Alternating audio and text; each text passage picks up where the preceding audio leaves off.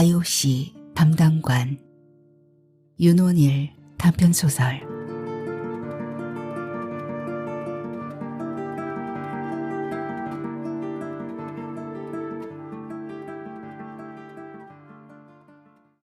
친구의 시간이 거꾸로 갔다. 그날 그 시간, 그 거리의 인도에서 난감한 표정으로 서 있었을 친구의 모습이 그려진다.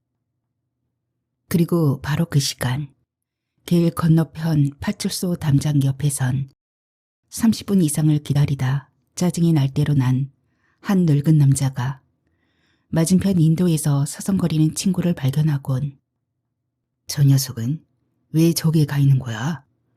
하며 어이없어 했을 것이다. 늙은 남자는 친구를 소리쳐 부를까 하다가 그만두어지 싶다.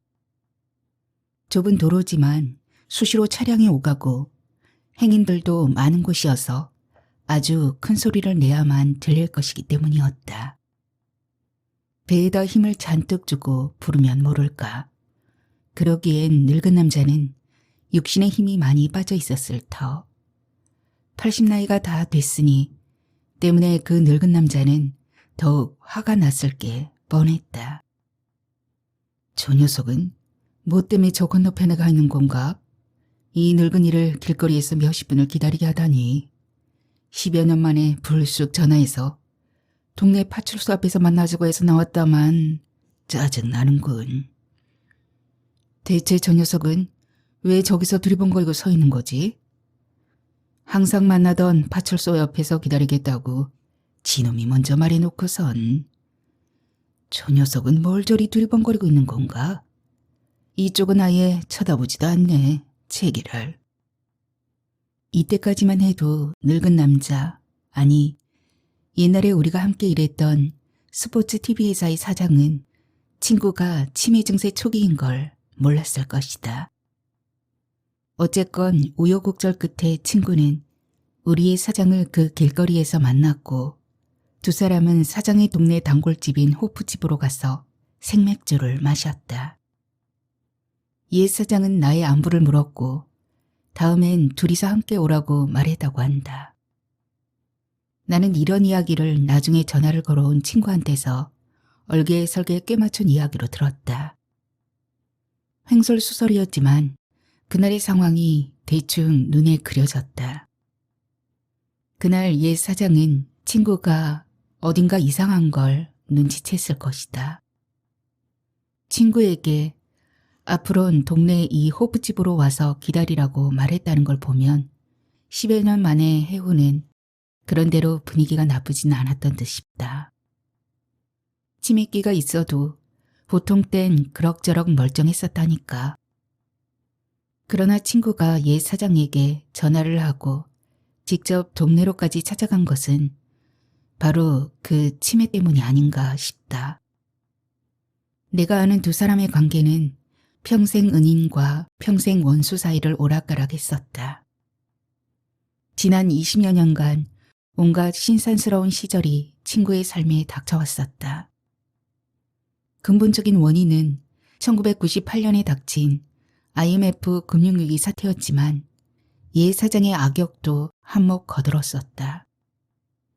소위 신의 직장이라 일컫는 공기업이었지만 인건비 절감이란 정부의 압력을 받고 일부 직원의 명태를 은근히 강요했으니까. 친구가 자신의 인생사에서 옛 사장의 존재를 어떻게 규정해왔을지는 쉽게 짐작 가능한 일이었다. 그러던 중 최후의 일격처럼 친구에게 치매가 닥친 것이다. 친구는 현재와 가까운 일들부터 잊어먹는 것 같았다. 친구의 시간이 거꾸로 흘러갔다. 과거로, 더 먼 과거로, 옛 사장과의 관계가 평생 은인이었던 그 시절로. 그렇지 않고서야 어찌 그 사장에게 전화를 해서 만날 생각을 했을까 싶다.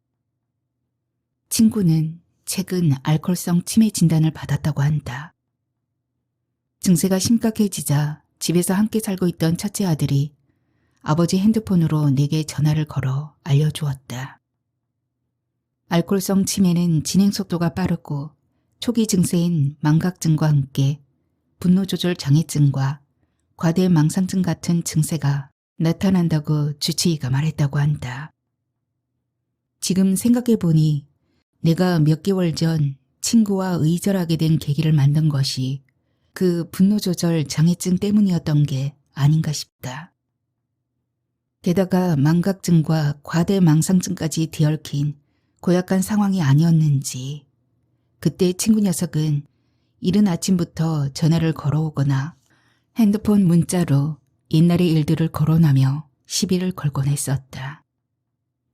사람은 매번 자신의 역사를 다시 쓴다지만 그의 발언 속엔 왠지 나에 대한 적개심 같은 것이 담겨 있었다. 처음엔 장난삼아 함께 깐죽거리다가 결국엔 서로에게 욕설을 퍼붓고 저주에 가까운 말을 퍼부었다. 이윽고 좌파놈, 빨갱이 놈이란 말이 친구의 입에서 나오거나 핸드폰에 문자로 뜨기 시작하면 상황은 걷잡을 수 없이 정점으로 치달았다. 나도 뒤질세라 철천지 원수 사이에서나 오갈 말을 퍼붓고 마는 것이다. 아니 이놈이 갑자기 왜 이러는 거야? 어느 날 나는 결단을 내렸다. 반평생을 사귄 친구지만 의절할 수밖에 없다고 결심했다. 의절을 선언하고 이후로 나는 녀석에게서 전화와 문자가 와도 일체 대꾸하지 않았다. 셀 수 없이 수많은 전화와 문자가 걸려오더니 어느 날부터인가 전화나 문자가 뚝 멈췄다. 그리고 6개월쯤 지났을까? 불쑥 녀석한테서 전화가 걸려왔다. 핸드폰 화면에 뜬 이름을 보면서 나는 한참을 망설였다. 전화 벨소리는 끝없이 이어졌다. 이윽고 전화를 받았다. 한데 이거 뭐야? 녀석은 지난 일은 모두 까먹은 듯 예전과 똑같은 다정한 말투로 농담까지 한다. 저번 다툼은 까맣게 잊어버렸거나 신경조차 쓰지 않는다는 듯이 점심때 종로 5가 광장 시장 안에 먹자길 십자로로 나오라고 한다. 녹두 빈대떡에 막걸리 한 잔 먹고 싶다면서. 그리고 그날 약속은 장소도 어긋나고 시간도 어긋나고 완전 불발로 끝나고 만다. 녀석은 엉뚱한 거리 엉뚱한 식당에 가서 앉아 있었던 것이다. 전화로 행설수설 알려주는 장소를 찾아가려 했지만 결국은 중도에 포기하고 말았다. 녀석은 오히려 못 찾아오는 나를 나무란다. 약이 오를 대로 오른 나는 그냥 집으로 돌아오고 만다. 뭐야 이거? 녀석이 일부러 나를 엿먹인 건가? 하지만 의구심이 든다. 그런 건 아닌 것 같은데 대체 이게 어찌된 영문인가? 그러던 중 친구 아들이 아버지 핸드폰으로 전화를 걸어왔던 것이다. 아버지의 치매 증상이 갑자기 심해졌고 얼마 전엔 집을 못 찾아오는 바람에 파출소 경찰이 데려다 준 적이 있다는 얘기를 들려주었다. 현재 친구는 손목에 주소를 적은 팔찌를 차고 있다고 한다. 이런 사정을 몰랐던 나는 종로 5가 지하철 5번 출구 쪽에서 광장시장 안에 먹자 골목길 안으로 걸어올 친구의 모습을 어깨가 서로 부딪힐 정도로 많은 인파들의 틈새 사이로 살펴보며 서 있었다. 6개월 만에 해우였으니 가슴마저 설렐 정도였다. 녀석은 예의 그 중절모를 쓰고 나타날 것인가? 중절모자가 잘 어울리는 체형이기도 했지만 보통 사람들은 잘 안 쓰는 고풍스러운 중절모를 즐겨 쓰고 다닐 만큼 녀석은 으스대는 구석이 있었다. 자신이 아주 멋지게 생긴 대한민국 남자라고 굳게 믿고 있었으니까. 예전에 어느 국무총리를 닮은 품위 있게 생긴 사나이라고 입버릇처럼 떠벌리곤 했다. 물론 그때마다 나는 녀석에게 새마을 가만히 짝 하며 놀렸었다. 갸름한 신세대형 얼굴과는 거리가 먼 펼쳐놓은 가마니처럼 넙대대하게 크다고 놀리면서 붙여준 벼로였지만 녀석은 씩 웃을 뿐이었다. 남의 말을 콧등으로 듣고 개의치 않는 낯뜨거운 녀석이었다. 내가 녀석을 처음 만난 것은 1988년 서울 올림픽대회 조직위원회에서 일할 때였다. 나는 경기조정국에 소속되어 국제스포츠연맹과 각 국가의 올림픽위원회와의 연락 업무를 담당했고, 녀석은 국제협력국에서 국제올림픽위원회 IOC 관련 업무를 담당하고 있었다. 조직위원회에서 일한 지 며칠 지나서 나는 녀석에게서 소위 IOC 차터로 불리는 올림픽 헌장 소책자를 새 것으로 한 권 얻기 위해 녀석의 사무실로 찾아갔다. IOC가 조직위원회에 보내온 올림픽 헌장 소책자를 녀석이 보관 관리하고 있단 말을 들었기 때문이었다. 당시 녀석은 나보다 한 직급 위였다. 녀석이 거들먹거리는 태도로 내게 물었다. 올림픽 현장은 쭉 한번 다 읽어보았소? 아니요. 차차 시간 내서 읽어볼 생각입니다. 뭐 특별한 내용이 있습니까? 그러자 녀석이 대뜸 크게 나무라는 말투로 내게 말했다. 검지를 편 주먹 쥔 손을 얼굴 위로 휘젓기까지 했다. 이봐요. 올림픽 정신을 모르고 올림픽 대회를 준비하겠다는 겁니까? 어라? 이 친구 뭐야? 완전 연극대사 같은 말투잖아. 불쾌했지만 꾹 참았다. 새 책 한 권 주시면 열심히 읽어보겠습니다. 녀석이 거들먹거리며 말했다. 원래는 정식 문서로 요청해야 주지만 이번엔 특별히 한 권 주겠소. 올림픽 헌장을 세세히 꿰차고 있어야 저들하고 협의할 때 제대로 해낼 수 있는 거요. 녀석이 내게 준 첫인상은 한마디로 사방팔방 으스대는 밥맛 없는 속물이었다. 허우대가 멀쩡한 게 더 밉살스러워 보였다. 녀석은 올림픽 솔리데리티 교육을 받기 위해 스위스에 한 달간 연수 출장을 갔었고, 이후로 IOC와 조직위원회 간의 업무 연락을 담당하다 보니 그 자부심이 대단했다. 사마란치 IOC 위원장의 일정을 확인하거나 연락을 취할 때는 녀석을 통해야만 했었으니 녀석은 조직위원회 내에서 꽤나 중요한 업무를 담당하고 있었다. 당시는 조직위원회가 설립된 초기여서 영어나 불어를 잘하는 직원이 많지 않았던 때였다. 녀석의 어학 실력이 문제되기 시작한 것은 대회 준비가 본격 시작되고부터였다. 외무부 같은 정부 부처나 대기업 등에서 어학 실력이 우수한 직원들이 조직위원회에 대거 파견 나와 근무하기 시작한 것이다. 녀석이 스위스 IOC 본부에서 전화가 걸려오는 시간대에는 항상 화장실에 있다는 우스개 같은 소문이 떠돌았다. 얼마 후 녀석은 선수촌 식음료 담당관으로 발령이 났다. 많은 세월이 지난 후에 녀석이 이 일을 두고 내게 다음과 같이 말했었다. 내 인생은 그때부터 어긋나기 시작했어. 퇴근 후에 종로 영어회화 학원에도 다니고 민병철 생활영어도 달달 외워댔는데 말이야. 내가 생물학을 전공했다고 하면서 선수촌 식음료과로 발령 내더군. 잘 되지 뭐냐. 영어회화 때문에 화장실에 가서 쭈그리고 앉아있는 것보다 훨씬 낫지. 모국어로 업무를 보면 우선 마음이 편하잖아. 녀석은 내가 놀리는 걸 알면서도 이젠 덩달아 즐거운 표정이다. 세월이 약인 것이다. 군대에선 ROTC 화학 장교로 근무했어. 생물학을 전공했다고 독가스 최루탄 담당 화학 장교로 임명하더군. 지금 생각해도 그 둘이 무슨 상관관계가 있는 건지 모르겠지만 훈련병들을 지하 벙커 안에 가둬놓고 체류가스 많이 퍼부어 넣었지. 내 사디즘은 그때 생긴 거야. 생물학과와 무관한 IOC 담당관이 된 바람에 넌 화장실 냄새를 실컷 맡은 게 아닌지 모르겠다. 녀석이 웃어대는 나를 물끄러미 바라보았다.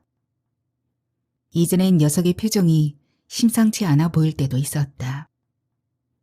지난 세월 숱하게 함께 술을 마시고 휴일이면 낚시나 등산을 다니면서 미운정, 고운정이 들 대로 든 사이지만 녀석은 내게 일종의 피해의식이나 패배감 같은 걸 마음속에 품고 있었던 건지 모르겠다. 니놈이 나보다 그 잘나빠진 영어 회화를 잘하는 바람에 내게 올 기회를 니놈에게 빼앗겼다. 또 그 소리 하려는 거냐? 옛날에 그 어떤 일을 말하는 걸 익히 알고 있어 한 말이었다. 해외 협력 업무 담당 부서에 자기 대신 내가 인사발령 난 걸 두고 내가 사전에 공작을 편 것이라고 했지만 녀석도 억지 주장이라는 걸 알고 있었다. 녀석은 스스로도 자존심 상하는 일로 생각해서인지 이번엔 더 뜬구름 잡는 이야기를 꺼내 상황을 모면했다.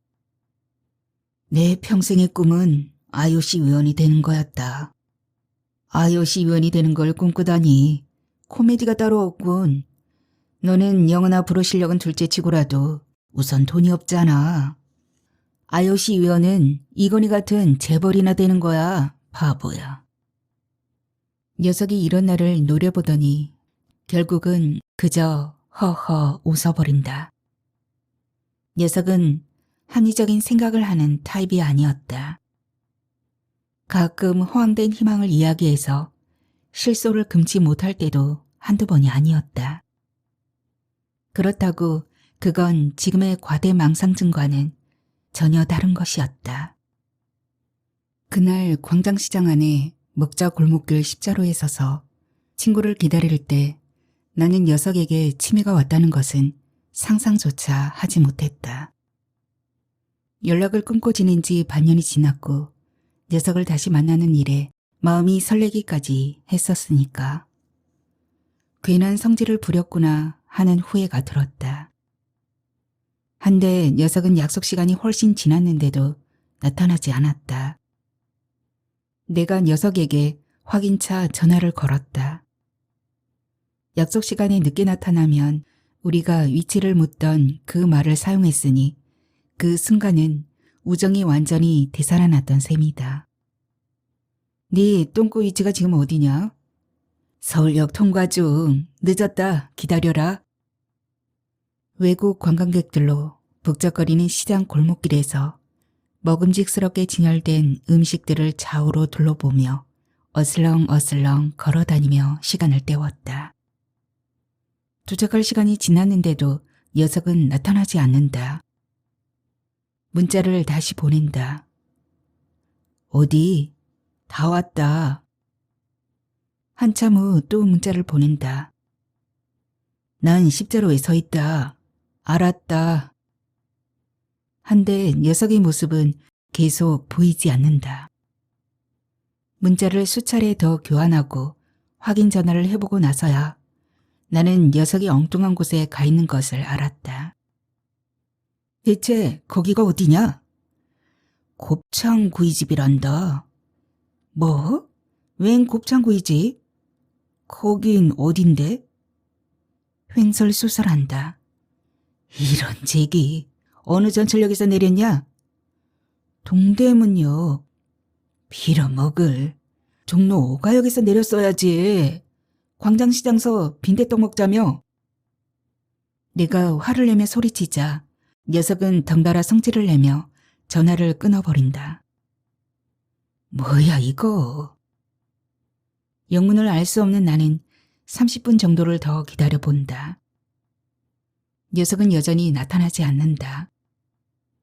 녀석이 나를 일부러 놀리는 것인가? 복수전? 그럴 리가. 나는 광장시장 주변을 거닐며 여러 식당들의 안을 기웃거려 보았다. 녀석은 보이지 않는다.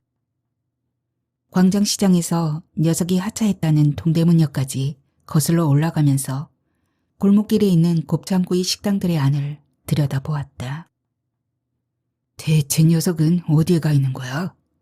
의도적으로 나를 바람맞히려는 건가? 어이없는 웃음이 나온다. 은근히 부하도 치밀고 별 거지 같은 놈이 다 있네. 지놈 아니면 놀 친구가 없는 줄 아는가? 속으로 구시렁대며 여기저기 기웃거리다가 동대문역 5번 출구 옆에 있는 단골 중국집이 보이자 나는 그대로 들어가서 자장면으로 점심을 때우고 나온다. 식사하는 동안 녀석에게서 전화나 문자가 오기를 기다렸지만 통신 두절이었다. 중국집을 나와 녀석이 갈 만한 식당을 두세 곳 더 둘러본 후 나는 할 수 없이 집으로 돌아온다. 다음날 녀석에게서 전화가 걸려왔다. 약이 잔뜩 올라있는 내 기분은 아랑곳도 없이 녀석은 다음과 같이 말한다. 그 식당 여주인이 아무래도 나를 사랑하는 것 같다. 뭐? 옛날에 어떤 일을 생각한 내가 물었다. 해남 때 말이냐? 우리가 한때 단골로 다니던 동대문 시장 근처의 포차 선술집의 여주인이었다. 둘이 경쟁하듯 여주인에게 추파를 던지며 드나들었지만 그녀가 진짜로 좋아하는 손님은 동대문 시장에서 장사하는 동네 이웃 같은 상인들인 것을 알고는 시들해져 버렸다. 진즉에 눈치를 챘던 나는 더 이상 그곳을 찾아갈 마음이 사라져 버렸지만 녀석은 시내에 나온 날이면 혼자서라도 꼭 그 포차집을 찾아가서 술 한 잔 걸치곤 귀가했었다. 무엇에 씌었던 것인지 아니면 나름 믿는 구석이 있었던 거였는지는 모르지만 그러나 뻔질나게 드나들던 녀석도 해남댁의 본심을 알게 되곤 시들해지지 않았을까 싶다. 그때는 치밀한 것에 걸리지 않았을 때였으니 결국은 여자의 마음을 눈치채지 않았을까 싶었다. 잠깐, 아니지. 이제 와서 보니 의구심이 든다. 그때 벌써 치매가 시작된 건가? 과대망상증이 알코올성 치매의 한 증세라 하지 않는가? 녀석이 한사코 혼자서라도 찾아갔던 그 동대문 포차집을 더 이상 가지 않은 때가 언제부터였고 그 계기가 무엇이었는지 궁금해진다. 해남댁 말이냐? 라는 내 말에 녀석은 무슨 이유에선지 소리치듯 말했다. 그 여자 말고 짜샤, 곱창집 여주인. 곱창집? 거기가 대체 어딘데? 짜샤, 동대문 생선구이 골목길 입구에 있는 곱창집 몰라? 저번에 만났던데. 이런 빌어먹을. 너 지난번에 그곳에 갔었던 거냐? 광장시장에서 만나기로 해놓고. 헌데 난 거기가 어딘지도 모른다. 너하고 간 적이 없으니까 딴 친구놈들하고 다녀놓곤 헷갈리나 보군. 제기랄. 그런데 그 식당 여주인이 뭐 할 일이 없어서 너 같은 놈을 사랑한다는 거냐? 백수인 너를. 횡설수설하는 이야기를 다시 꿰맞춰 보면 다음과 같은 기막힌 이야기였다. 치매가 이런 걸 말하는 건가? 과대망상증이란 증세가 바로 이런 건가 싶어 웃음이 나온다. 그날 친구는 엉뚱한 곳에 곱창구이 집으로 가서 내가 오기를 기다렸다. 마침 대낮이라 손님들도 없는 때라서 녀석은 아마도 간단한 안주를 시켜놓고 막걸리를 마시며 여주인에게 실없는 이야기를 늘어놓았을 터. 이 이상 들어주는 여주인은 점점 지겨워진 나머지 그만 가라고 말했을 터.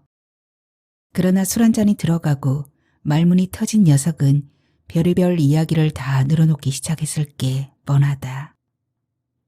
이젠 완전 고리짝 얘기가 돼버린 88 서울 올림픽과 그 IOC 담당관인지 뭔지 아는 이야기도 늘어났을 게 틀림없을 터. 참다 못한 여주인이 이제 그만 하고 소리쳤을 게 뻔하다. 술주정이 발동한 녀석은 들은 채도 하지 않았을 터. 이윽고 여주인은 돈을 안 받을 테니 그냥 가라고 말했고 급기야 경찰을 부르겠다고 말했을 터. 밖으로 쫓겨나온 녀석은 동대문 시장 주변 거리를 헤매고 다녔고 시간이 지나자 녀석은 주머니에 돈이 그대로 있는 걸 확인하곤 의아했을 터. 어라? 왜 돈이 그대로 있지? 여주인이 돈을 안 받았나? 내 이야기가 너무 재밌어서?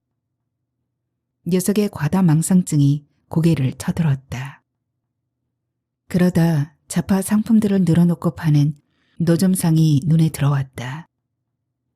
돈을 만지작거리던 녀석은 무언가라도 사고 싶은 충동에 사로잡혔을 터.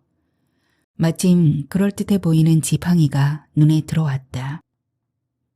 지난해 한쪽 다리로 약한 풍이 와서 걷기가 불편했던 녀석은 동네에서 산책할 땐 지팡이를 짚고 다닌다고 말한 적이 있었다. 손잡이가 금장인 그럴듯한 지팡이에 눈이 꽂혔다. 지팡이를 사들고 들어온 다음 날 녀석은 그 지팡이가 몹시 마음에 들었다. 새삼 술값을 안 받은 곱창집 여주인에게 고마운 생각이 들었다.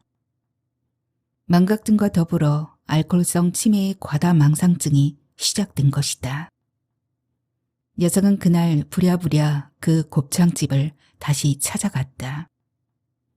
나왔소 하며 식당 문을 열고 들어서는 녀석을 보자 여주인은 주방으로 들어가 소금 한 주먹을 움켜쥐고 나와 냅다 녀석의 얼굴에 뿌렸다. 그리곤 무전 치식범으로 경찰에 신고하기 전에 당장 나가라고 으름장을 놓았다. 얼떨결에 밖으로 쫓겨나온 녀석이 자신에게 닥친 이 현실이 대체 뭔가 하고 생각해 봤을까? 글쎄, 잘 모르겠다. 아마 아닌 것 같다. 그 식당을 또 찾아갔단 말에 어이없던 내가 넌 쪼다같이 왜 거길 다시 갔냐?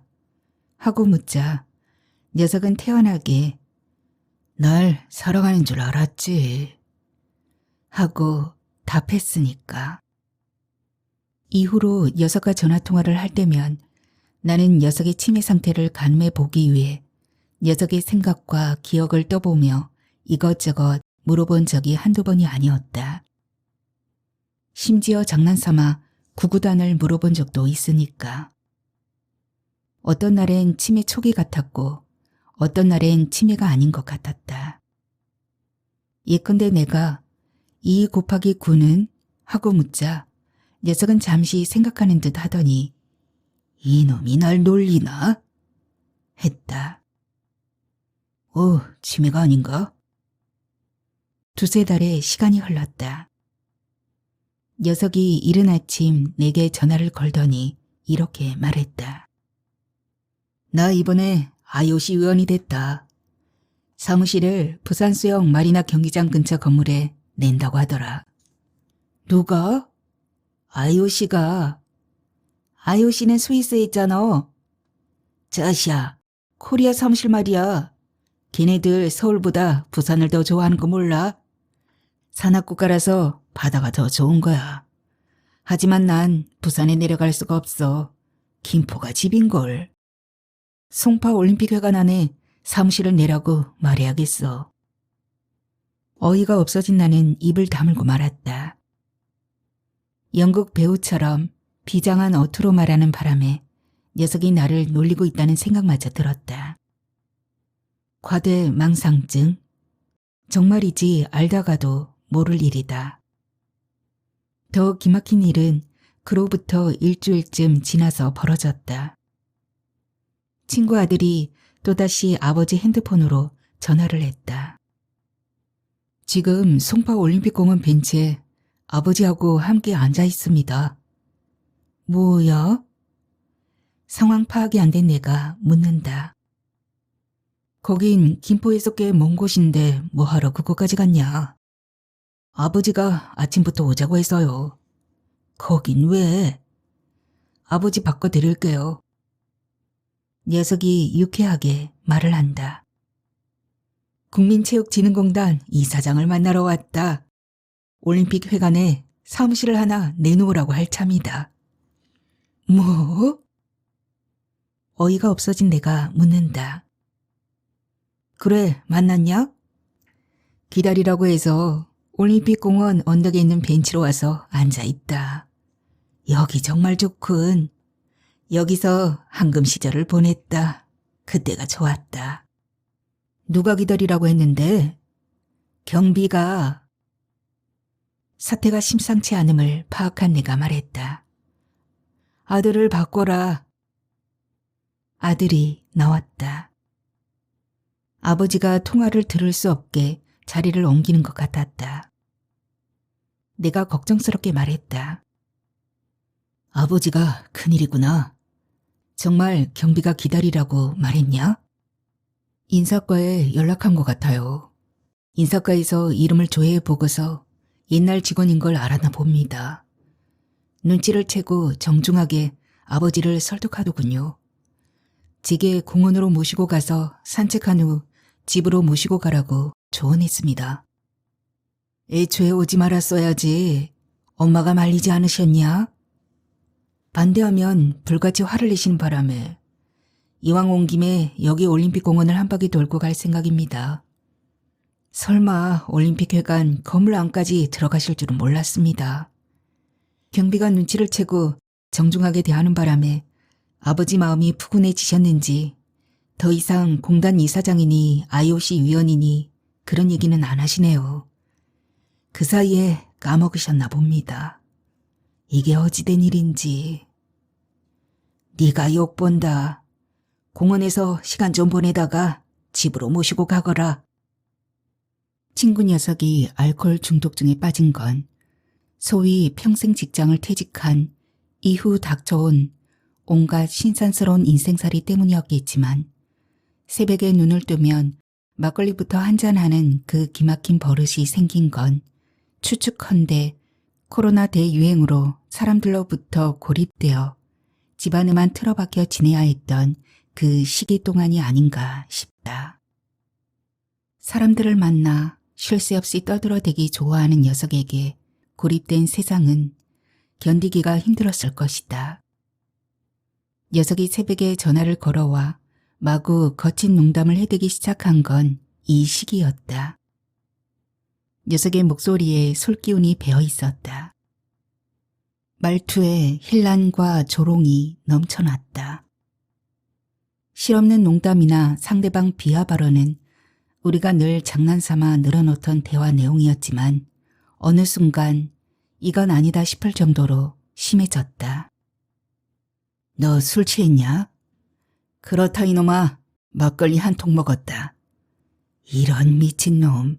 새벽부터 한 통을 먹어? 새벽이면 어떻고 대낮이면 어떠냐? 백순대.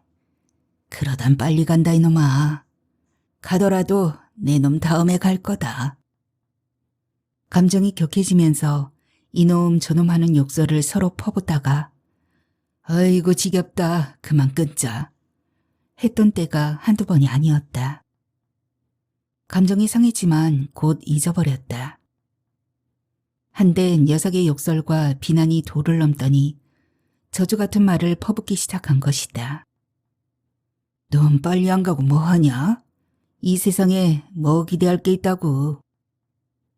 그러면 나도 덩달아서 저주의 말을 퍼붓고 만다.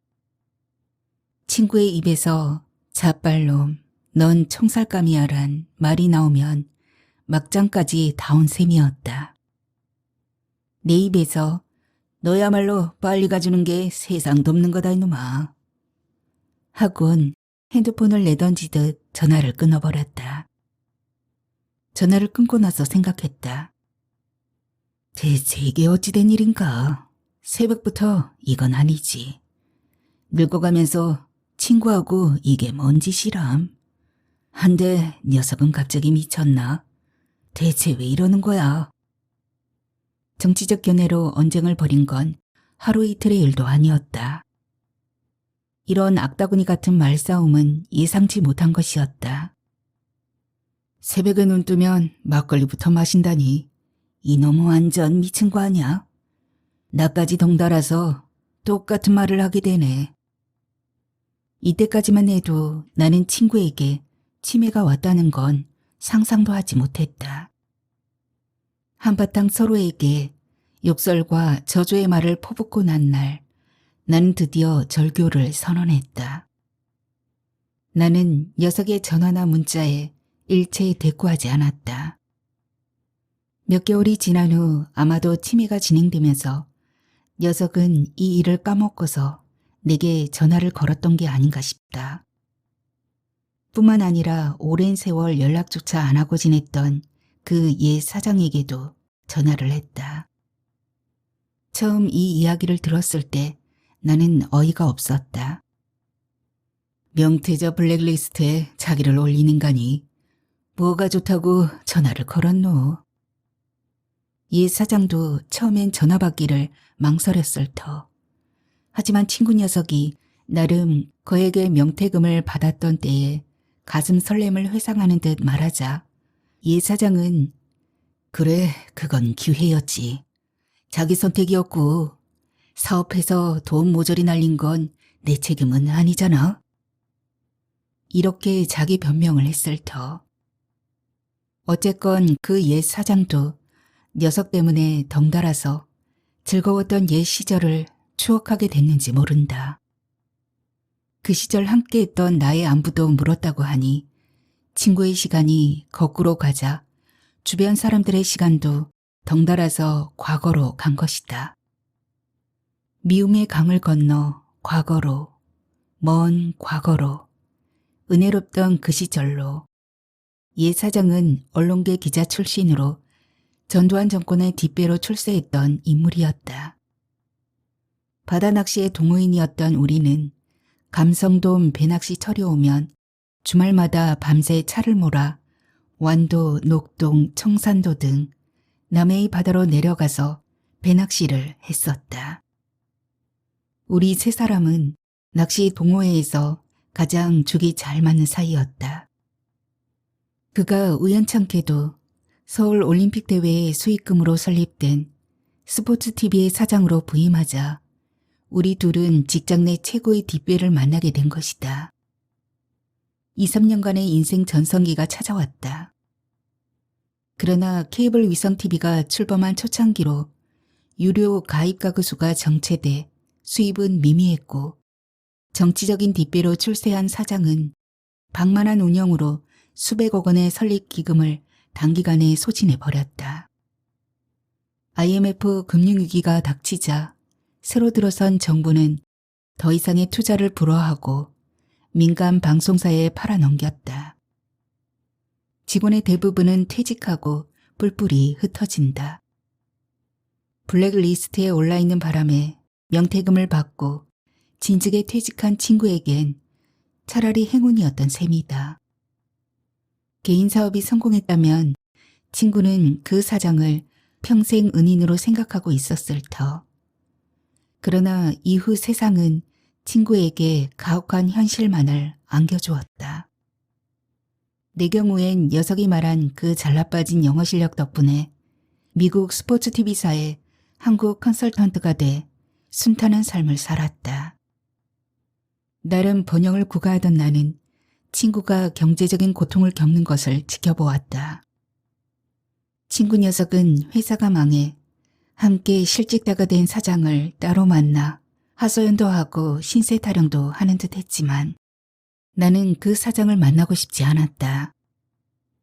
커미션 욕심에 불필요한 방송 장비를 사들이는 등 방만한 운영을 해서 회사를, 아니 우리들의 미래를 망가뜨린 사람으로 생각했으니까.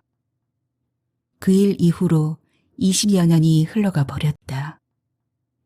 치매 열차에 올라탄 친구는 긴 세월을 거꾸로 달려가 그 즐겁고 은혜롭던 시절로 되돌아 가버린 것이다.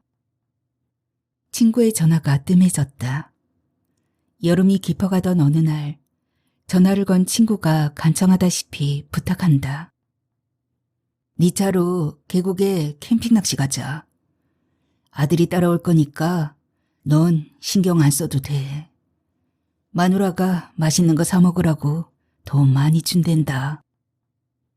지난날 여름철이면 자주 캠핑 낚시를 갔었던 설악산 백담사 계곡 아래에 있는 강변으로 나는 녀석과 아들을 태웠고 차를 몰아갔다. 당뇨가 심해 몸이 더 불편해진 친구에겐 울퉁불퉁한 강변에서의 계류 낚시는 불가능해 보였다. 친구는 강가의 그늘진 바위에 걸터 앉아 흐르는 강물을 하염없이 바라보았다. 밤이 되자 모닥불 옆에 앉은 녀석은 자정이 넘도록 넘실거리며 타오르는 불꽃을 끝도 없이 바라보았다. 그날 밤 나는 옆에 따로 친 텐트 안에서 아들이 아버지에게 하는 볼멘 소리를 잠결에 듣고서 깨어났다. 아빠, 좀 참으면 안 돼요? 안 되겠다. 아들이 아버지를 부축해서 좁은 텐트 안에서 이리저리 뒤척이고 뒤뚱거리며 텐트 밖으로 겨우겨우 빠져나오는 소리가 들렸다. 빨리 저기 개울가로 가자. 플래시 불빛이 어지럽게 움직이고 친구의 다급한 목소리가 들렸다. 안 되겠다. 여기서 해야겠다. 친구는 내 머리 쪽 텐트 바로 밖에서 급하게 용변을 보았다. 아들의 탄식 소리. 아니, 여기서 하면 어쩌라고. 네가 저기 흙을 가져와서 얼른 여길 덮어라. 나는 텐트 바로 밖에서 설사똥이 맹렬하게 떨어지는 소리를 들었지만 더럽다는 생각이 들지 않았다. 나는 양팔에 얼굴을 묻고 숨을 죽이며 눈물을 삼켰다. 벽에 똥칠할 때까진 살지 말자. 하고 지난번 회식 자리에서 한 동창 녀석이 외치던 건배사가 생각났다. 여러 달이 지나갔다. 친구는 더 이상 전화하지 않는다. 전화를 걸었지만 핸드폰 전원이 매번 꺼져 있었다. 아버지의 핸드폰으로 전화를 걸어왔었기 때문에 아들과의 통화도 불가능하자 어쩔 수 없이 친구 아내의 핸드폰 번호를 찾아내서 전화를 걸었다. 그녀가 받지 않는다. 그녀의 무응답이 불길하다. 부고가 없으니 친구는 아직 죽지 않았을 것이다. 그녀로선 남편을 현대판 고려장이라는 요양원에 보냈다고 말하기가 거북할 수도. 친구가 생각날 때면 나는 혼자 중얼거린다. 누군지 모르지만 그의 주변에 있을 사람들에게 부탁하고 싶다. 내 친구 IOC 담당관을 부탁해.